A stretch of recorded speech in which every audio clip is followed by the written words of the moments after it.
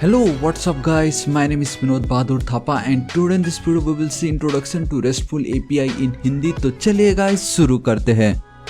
सबसे पहले गाइस आप सभी का बहुत बहुत स्वागत करना चाहूँगा मेरे चैनल थापा टेक्निकल पे। एंड हमने ऑलमोस्ट हमारा कंप्लीट बैकएंड देख चुका है जहाँ पे हमने Node.js with express and MongoDB with Mongoose देखा, राइट। नाउ गाइस इन सब की मदद से आज हम देखने वाले इंट्रोडक्शन टू रेस्टफुल एपीआई। जी हाँ गाइस, रेस्टफुल एपीआई बहुत ही ज़्यादा इंपॉर्टेंट है एंड ये गाइस एक तरीके से मैंडेटरी हो चुका है कि आज के टाइम में हर कोई रेस्टफुल एपीआई क्रिएट कर रहा है अपने एप्लीकेशंस के लिए, ठीक है। तो सबसे पहले हम ये समझते हैं व्हाट इज रेस्ट एपीआई। आप देख सकते हो guys, it stands for representational state transfer and API का full form we all know that is your application programming interface. मैंने ऑलरेडी एपीआई के ऊपर वीडियो क्रिएट कर चुका है गाइस, अभी तक अगर आपने नहीं देखा तो जरूर चेकआउट कीजिएगा, ठीक है। बट फिर भी गाइस इस वीडियो को मैं कंप्लीट रखना चाहूंगा, इसलिए मैं आपको एपीआई भी मैं बताने वाला हूं। So what is API, application programming interface क्या होता है? देखिए, it is a software, application programming interface एक software that allows two application to communicate with each other over the internet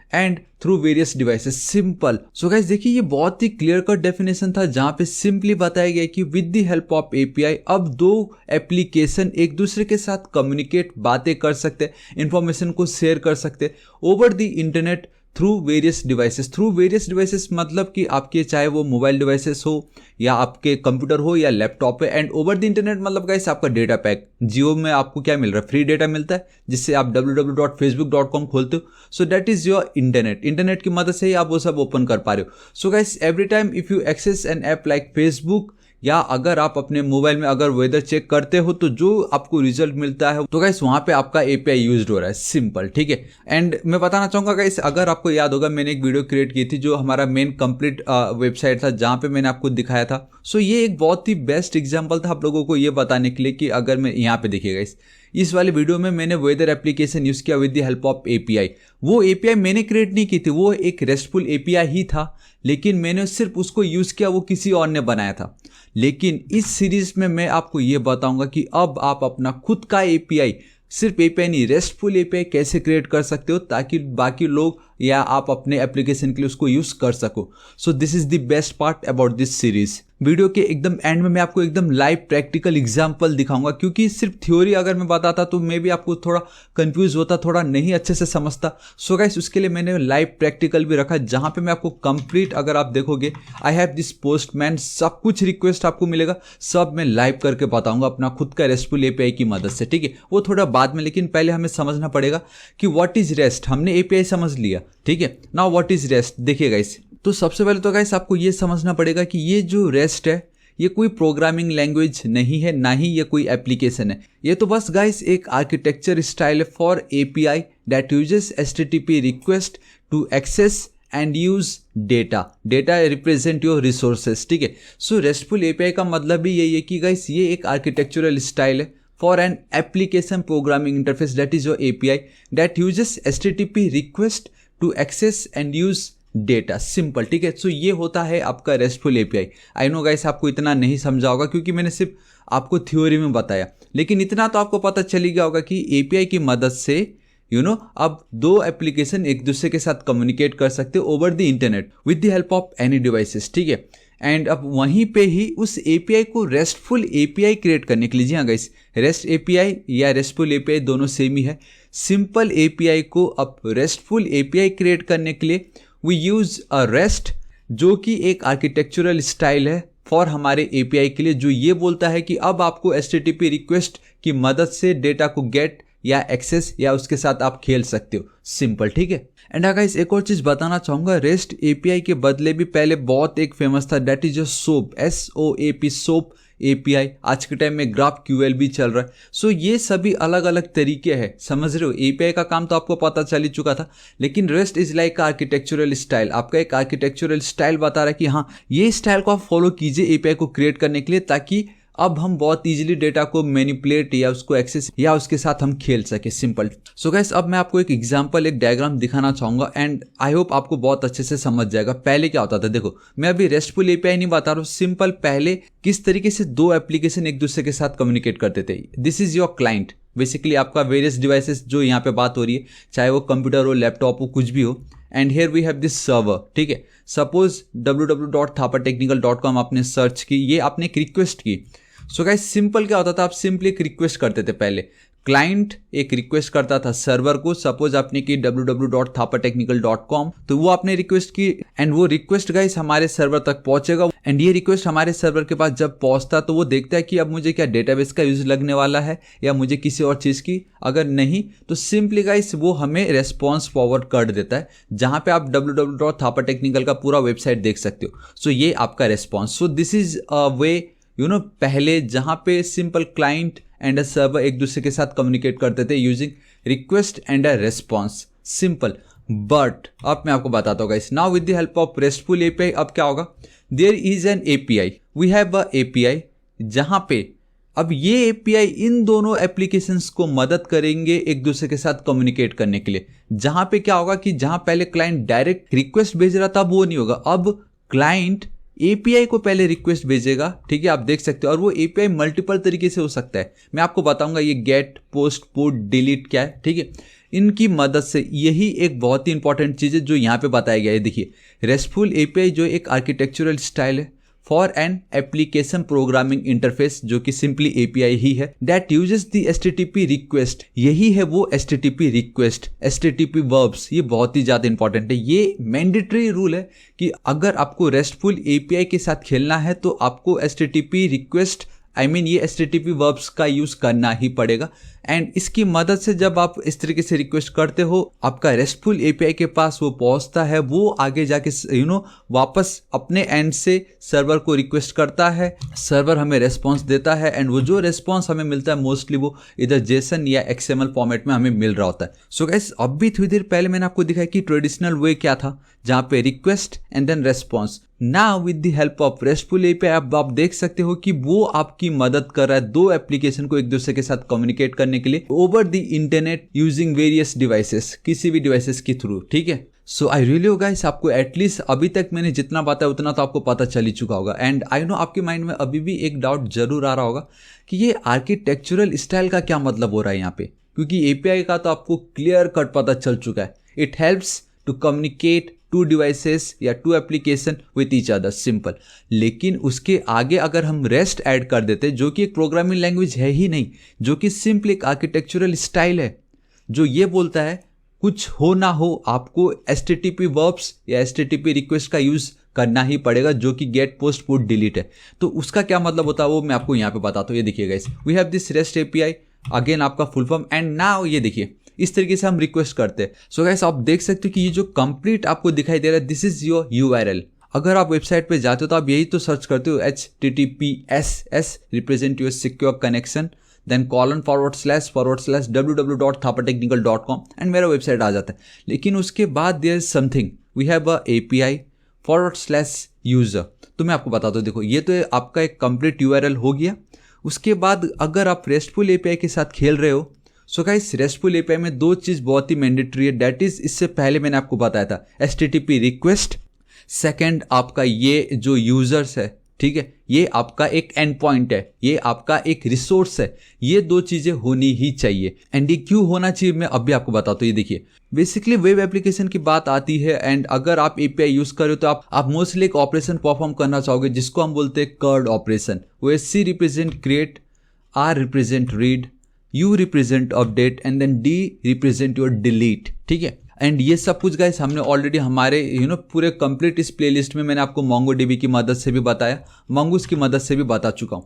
लेकिन अब रेस्टफुल एपीआई की मदद से हम ये कर्ड ऑपरेशन कैसे परफॉर्म कर सकते हैं using same express node, Mongo and Mongoose। तो वो हम अब कैसे कर सकते हैं, मतलब अगर मुझे क्रिएट करना रहा तो मैं क्या करूंगा, मतलब रेस्टफुल एपीआई में हमें क्या ऐसा मिल रहा है जिसके थ्रू मैं क्रिएट कर सकता हूं कोई न्यू रिसोर्सेस। एंड गाइस उस क्रिएट के अल्टरनेटिव रेस्टफुल एपीआई हमें क्या प्रोवाइड कर रहा है, उस मेथड को जानने से पहले मैं आप लोगों को बताना चाहूंगा। लेट्स एज्यूम गाइस हम एक स्कूल पे वर्क कर रहे हैं, हमारा अपना खुद का एक स्कूल है एंड वहां पे सबसे ज्यादा इंपॉर्टेंट चीज क्या है, वहां पे सबसे ज्यादा इंपॉर्टेंट है कि यूजर का रजिस्ट्रेशन, कितने यूजर्स आ रहे, मतलब users here represent students, students registration, ठीक है। सो मैं एक अपना रेस्टफुल एपीआई क्रिएट करना चाहूँगा फॉर स्टूडेंट रजिस्ट्रेशन, जहाँ पे मुझे कंप्लीट कोड ऑपरेशन देखना है कि स्टूडेंट्स अगर कोई न्यू एडमिशन ले रहा है तो मुझे गाइस क्रिएट करना पड़ेगा, उस स्टूडेंट्स का पूरा कंप्लीट डेटा मुझे क्रिएट करके अपलोड करना पड़ेगा। एंड अगर किसी दिन स्टूडेंट्स अगर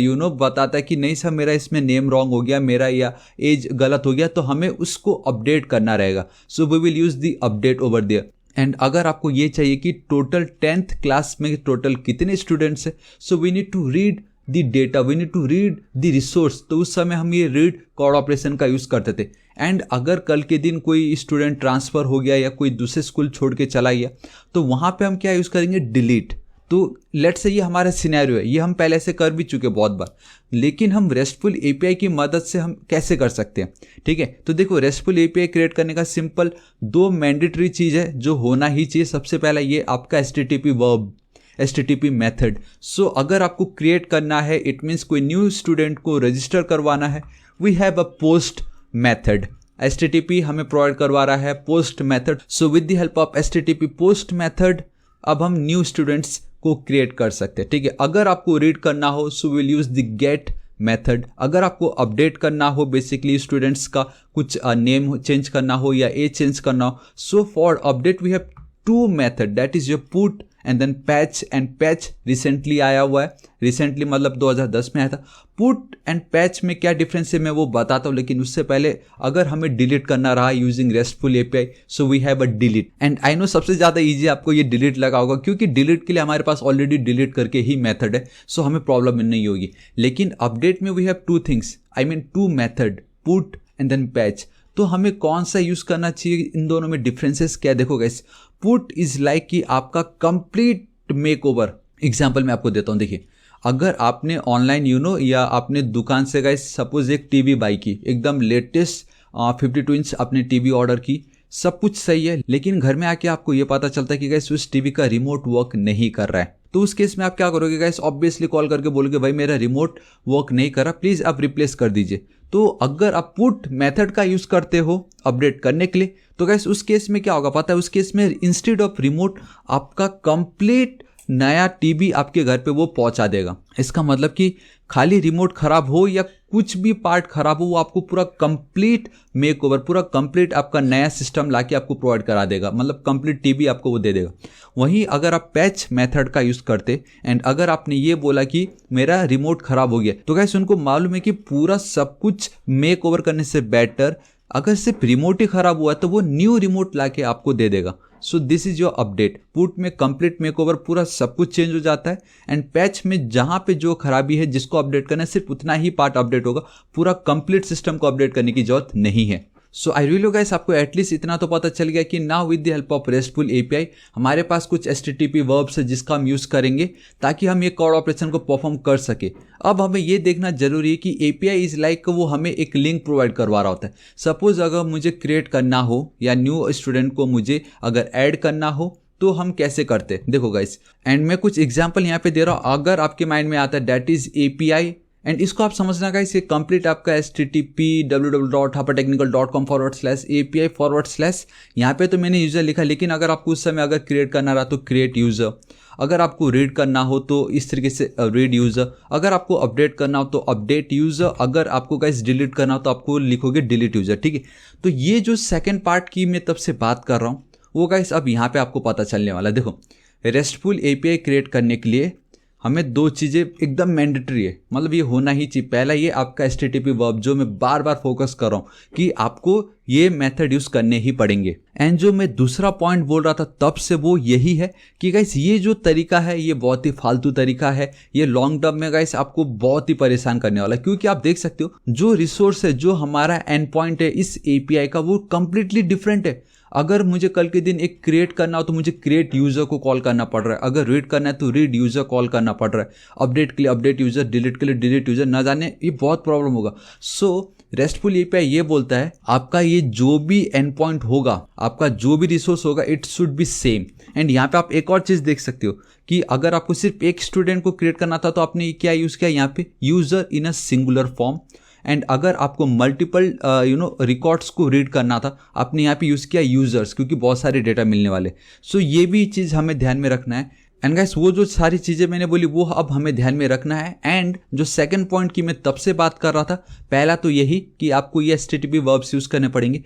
दूसरा ये कि अगर आपको कुछ भी रिक्वेस्ट करना हो RESTful API की मदद से, अगर आपको कुछ भी रिक्वेस्ट यूज़ करना तो आपके एंड पॉइंट चेंज नहीं होने चाहिए। अगर कुछ चेंज होगा तो वो सिर्फ और सिर्फ आपके ये HTTP वर्ब्स, आपके HTTP मेथड होंगे, ठीक है। Resources should be same. अब वो देखो कैसा होगा, आपका एक्चुअल लिंक कुछ ऐसा होगा, पोस्ट मेथड के यूज़ करना है एंड देन API/user। अगर आपको किसी स्टूडेंट्स को रीड करना हो, उसका बेसिकली रिसोर्स या डेटा आपको रीड करना हो, तो आपका सिर्फ चेंज होगा तो क्या, वो मेथड गेट, बाकी लिंक आपका सेम रहेगा, आपका URL सेम रहेगा, आपका एंड पॉइंट, आपका रिसोर्स सेम रहेगा। अगर आपको अपडेट करना हो, चाहे वो पुट हो या पैच, आपको सिर्फ वही चेंज करना, अगेन आपका ये सेम रहेगा। एंड अगर आपको डिलीट करना हो तो delete/API/user। आप देख सकते हो सभी में यूजर्स मतलब एक ही सेम कन्वेंशन यूज किया, that is plural form, simple, ठीक है। एंड ये आप देख ही सकते हो ये। एंड हाँ, एक और चीज़, API हो या ना हो ये मैंडेटरी नहीं है। ये तो मैंने सिर्फ आपको बताया कि मोस्टली अगर अपना खुद का API क्रिएट कर रहे होते तो वो API कहीं ना कहीं इंक्लूड कर रहे होते, लेकिन हम हमारे केस में, लेकिन गाइस मैं आपको हमारे केस में without API and with API दोनों में आपको बताने वाला हूँ, ठीक है। API ऐड नहीं भी करोगे तो इट डजंट मैटर, वो हमें मतलब ही नहीं उससे। हमें तो चाहिए कि एक प्रॉपर हमारा डोमेन नेम हो, / के बाद जो एक हमारा रिसोर्स है वो सेव होना चाहिए, ताकि कल के दिन अगर मुझे कुछ भी ऑपरेशन परफॉर्म करना हो, मैं खाली HTTP मेथड को ही चेंज करूं, बाकी मेरा वो सेम रहे एंड मेरा काम होता जाए, सिंपल, ठीक है। इसमें भी गाइस एक चीज़ हमें बहुत देखना जरूरी है, एंड दैट इज कि सपोज अगर आपको रीड करना हो तो ये इस सिनेरियो में हम तो कंप्लीट रीड कर रहे हैं, मतलब अगर मेरे डेटाबेस पे 100 स्टूडेंट्स है तो इस मेथड की मदद से, इस तरीके से मुझे कंप्लीट 100 लोगों की डिटेल्स मिलने वाली है। कल के दिन लेट्स इमेजिन मुझे सिर्फ एक ही स्टूडेंट का डिटेल्स चाहिए, तो वो मैं कैसे कर सकता हूँ। उसी तरीके से अपडेट में भी वही सेम सिनेरियो है।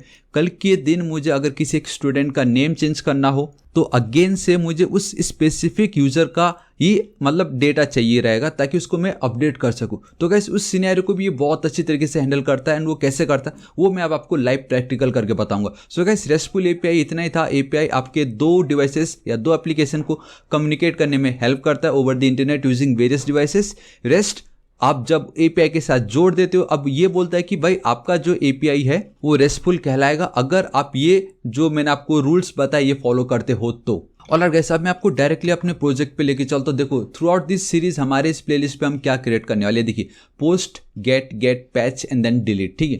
तो अगर मुझे सपोज एक न्यू स्टूडेंट को रजिस्टर करना हो तो मैंने आपको बताया था we will use the post. यहाँ पे आप देख सकते हो पोस्ट मेथड मैंने यूज किया, एंड यहाँ पे मैंने सिंपली देखो मेरा URL आप देख सकते हो localhost :3000/user सेम है। मैं क्या करूँगा, बॉडी पे जाऊँगा, ऑलरेडी मैंने कुछ डेटा सेट कर रखा है, लेकिन क्रिएट करने से पहले ये दिखाना चाहूँगा कि ऑलरेडी हमारे डेटाबेस पे या हमारे सर्वर पे टोटल कितने स्टूडेंट्स रजिस्टर हो चुके हैं। तो उसको देखने के लिए we will use a get method. आप देख सकते हो यहाँ पे गेट मेथड, एंड ये देखो /API/user जो मैंने आपको यहाँ पे दिखाया था, ये वाला पार्ट। अब अगर इस पर मैं सेंड पे क्लिक करता हूँ, एंड गाइस आप देख सकते हो ये सेंडिंग रिक्वेस्ट है, हमें आउटपुट नहीं आएगा, क्योंकि उसके लिए मुझे क्या करना पड़ेगा, अपने डेटाबेस के साथ कनेक्ट करना पड़ेगा। तो ये जो कुछ अभी मैं कर रहा हूँ, अगर आपको बिल्कुल न्यू लग रहा है तो don't worry, through out this series and एकदम इस सीरीज के एंड में आप एकदम परफेक्ट हो जाओगे। तो सिंपली मैंने MongoDB कंपास की मदद से अपना कनेक्शन इस्टेब्लिश कर लिया है, एंड साथ ही साथ अब मुझे अपने एक्सप्रेस एप्लीकेशन को स्टार्ट करना पड़ेगा, एंड सिंपली मुझे एरर आ गया। सो गाइस मैं क्या करूँगा, पहले तो मुझे अपना मेन जिस पे मैंने RESTful API क्रिएट किया पहले मैं वहाँ पे चलता हूँ। So CD API now again npm run and then dev. अब आप देख सकते हो गाइस मेरा नोडमोन स्टार्ट हो चुका है, कनेक्शन सक्सेसफुल हो चुका है, मेरा कनेक्शन सेटअप हो रखा है 3000 पे, ठीक है। अब मैं अगर यहाँ पे चलता हूँ, सेम चीज़ को अगर अब मैं सेंड पे क्लिक करता हूँ, एंड बूम गाइस ये देखिए ये मेरा एक्चुअल डेटा है जो मेरे डेटाबेस पे स्टोर्ड है। मतलब अभी फिलहाल एक ही स्टूडेंट ने रजिस्टर किया हुआ है, इसका मतलब ये है। एंड यहाँ पे भी आप देख सकते हो सिर्फ एक ही स्टूडेंट ने रजिस्टर किया हो, तो ये डेटा गाइस मुझे यहाँ पे मिल रहा है पोस्टमैन में, क्योंकि अब मैंने अपना खुद का एक RESTful API क्रिएट किया है, जहाँ से अब मेरे सर्वर पे जो भी डेटा था उसको मैं बहुत ईजिली गेट कर सकता हूँ यूजिंग RESTful API। ऑलराइट, अब मुझे क्या करना गाइस, यहाँ पे आप देख सकते हो हमारा अगर कल के दिन मुझे एक न्यू स्टूडेंट ऐड करना रहा तो मैं सिंपली पोस्ट मेथड यूज़ करूँगा, एंड मेरा ये जो गाइस रिसोर्स है मेरा जो एंड पॉइंट है ये सेम है, कुछ चेंज नहीं है। देखो गेट यूज़ किया था तब भी सेम है।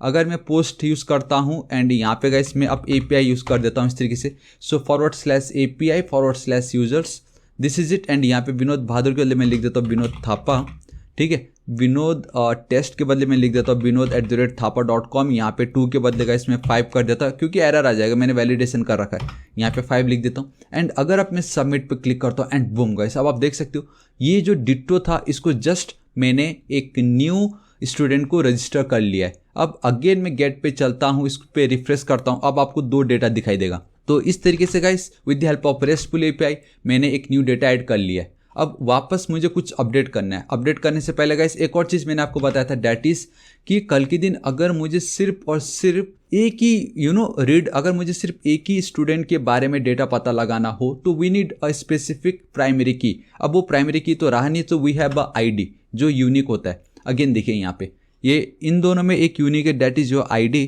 तो इस ID को मैं कॉपी करता हूँ एंड हाँ एक और चीज़, ID जब भी हम लिखेंगे तो हमें पता कैसे करना रहता है, वो कन्वेंशन उसका कॉलन एंड देन ID रहता है, कॉलन एंड देन ID। तो मैं क्या करता हूँ यहाँ पे मैं चलता हूँ, उसका भी गेट ही रहेगा लेकिन ऑलरेडी मेरे पास एक ID है। इस तरीके से मैंने उस ID को देखो ऐड कर दिया। सो API/user वो सेम ही है, उसके बाद आप एक और / एंड ID आप पास कर सकते हो, या अगर आपको नेम के जरिए करना तो आप वो पास कर सकते हो एंड बूम गाइस। देखिए उस ID की इक्विवेलेंट जो भी डेटा था, जो भी डॉक्यूमेंट था वो मुझे यहाँ पे मिल चुका है। अगर मुझे ये अपडेट करना है अब, ठीक है, लेट्स इमेजिन मुझे इसी को ही अपडेट करना है। सपोज थापा विनोद के बदले मुझे विनोद थापा चाहिए। सो गाइस ये जो URL है, ठीक है, इसको मैं डिट्टो कॉपी करूँगा, पैच पे जाऊँगा, पेस्ट कर दूंगा। आप देख सकते हो गाइस मैंने रीड करने के लिए भी वही URL है मेरा, ये देखिए मेरा वही रिसोर्स है, अपडेट करने के लिए भी वही है, खाली चेंज हो रहा है तो वो HTTP मेथड यहाँ पे देख सकते हो, पुट भी है, पैच भी है, लेकिन मैं अभी सिर्फ पैच करूंगा क्योंकि मुझे सिर्फ और सिर्फ नाम ही तो चेंज करना है, ठीक है। लेकिन आपको क्या करना पड़ेगा, बॉडी पे जाना पड़ेगा, इस तरीके से यहाँ पे आके आपको जेसन सेलेक्ट करना है। यहाँ पे आप लिख दीजिए इस तरीके से विनोद, आपको वो नाम प्रॉपर लिखना पड़ेगा इस तरीके से थापा। सेंड पे क्लिक करता हूँ एंड बूम गाइस, अब आप देखोगे विनोद थापा हो गया। वापस मैं गेट पे चलता हूँ, यहाँ पे आप देख सकते हो थापा विनोद है, ठीक है। अब वापस मैं अगर रिफ्रेश कर देता हूँ, सो गाइस एक देखिए यहाँ पे कॉलन आ गया एंड आप देख सकते हो 500 इंटरनल, तो ये एरर भी बता रहा है क्योंकि हमने वैलिडेशन कर रखा है ना। विनोद थापा, एक सेकेंड, यहाँ की स्पेलिंग रॉन्ग है, विंडो लिखा है, तो इसको भी मैं कॉपी कर लेता हूँ। इस पर वापस चलता हूँ, उसको मैं उस ID को मैंने पेस्ट कर दी एंड अगेन विनोद थापा कर, एक काम करता हूँ यहाँ पे अब मैं थापा टेक्निकल कर देता हूँ, सेंड। आप देख सकते हो थापा टेक्निकल वापस। तो गाइस ये होता है आपका API, जहाँ पे मतलब कितनी इजीली अब आप बहुत कुछ कर सकते हो एंड अब आप अपने डेटाबेस में वो सब रिफ्लेक्ट हो रहा होगा। एंड लास्ट में अगर आपको डिलीट करना हो तो गाइस आप सिंपली उस एक काम करता हूँ, जिसको मैंने ये थापा टेक्निकल का ही ID को कॉपी करता हूँ, डिलीट पे चलता हूँ, पेस्ट करता हूँ एंड सेंड पे क्लिक करता हूँ। आप देख सकते हो मेरा डिलीट हो गया। वापस अगर मैं गेट पे चल के रिफ्रेश कर दूँ तो आप देखोगे सिर्फ एक डेटा अब रह चुका है। सो दिस इज इट गाइस, ये है आपका रेस्टफुल API, जहाँ पे बहुत ईजिली 2 नॉर्म्स मैंने आपको बताया, चेंज होगा सिर्फ आपका HTTP method and your resource should be the same, and उसके बाद आप चाहो तो कुछ भी उस पर ऐड कर सकते हो। एंड गाइस वीडियो को खत्म करने से पहले एक चीज़ बताना चाहूँगा कि ये जो रेस्टफुल API ये आपका एकदम टोटली स्टेटलेस रहता है। यहाँ पे आप देख सकते हो स्टेट बता रहे, स्टेटलेस मतलब ये कि वंस आप जो रिक्वेस्ट कर रहे हो सर्वर उसका कुछ डिटेल्स ऐड करके नहीं रखता, मतलब अपने में कुछ स्टोर करके नहीं रखता है। जो आप रिक्वेस्ट कर रहे हो वो फुल एंड फाइनल होता है एंड उसी के बेसिस पे ही आपको रेस्पॉन्स मिल रहा होता है। That is called your stateless, मतलब आप जब भी जो भी रिक्वेस्ट करोगे वो आपका complete and full and final request होने वाला है एंड उसी के बेस पे ही सर्वर आपको रेस्पॉन्स दे रहा होता है। इससे पहले आपने क्या रिक्वेस्ट किया या क्या करने जा रहे हो उस पर कुछ लेना देना नहीं है। ऑन द स्पॉट जो रिक्वेस्ट करोगे वो रेस्पॉन्स मिलेगा। This is called your stateless. So I really guys आपको आज का वीडियो बहुत पसंद आएगा क्योंकि मैंने पूरी कोशिश की आपको मैं थ्योरी के साथ साथ एकदम लाइव एग्जांपल दिखाऊं एंड ये बताऊं कि at the end of this video ये सब कुछ जो कनेक्शन क्या हो रहा है। ये पोस्टमैन तो ऑलरेडी, हाँ पोस्टमैन का तो गाइस मैंने कल के दिन ही वीडियो बना के अपलोड कर चुका है। अगर अभी तक आपने नहीं देखा तो आप देख सकते हो। यहाँ पे पोस्टमैन तो मैंने कल ही बता दिया था। उसके बाद अब गाइस ये कंप्लीट किस तरीके से क्रिएट हो रहा है वो हम धीरे धीरे इस प्लेलिस्ट में देखेंगे। सो आई रियली गाइस आपको आज का वीडियो बहुत पसंद आएगा जहाँ मैंने आपको कंप्लीट रेस्टफुल API के बारे में समझाया कि रेस्टफुल API क्या है। एंड गाइस वंस अगेन मैं चाहता हूँ आप लोगों को ये बताना कि रेस्ट कोई प्रोग्रामिंग लैंग्वेज नहीं है, एपीआई का फंडा हमें पहले से ही मालूम था। अब उस एपीआई में हमने रेस्ट आर्किटेक्चरल स्टाइल को ऐड कर दिया है, दैट्स वाई ये आपका रेस्टफुल एपीआई बन गया है। एंड हमारे पास और भी ऑप्शंस है, like we have a graph QL.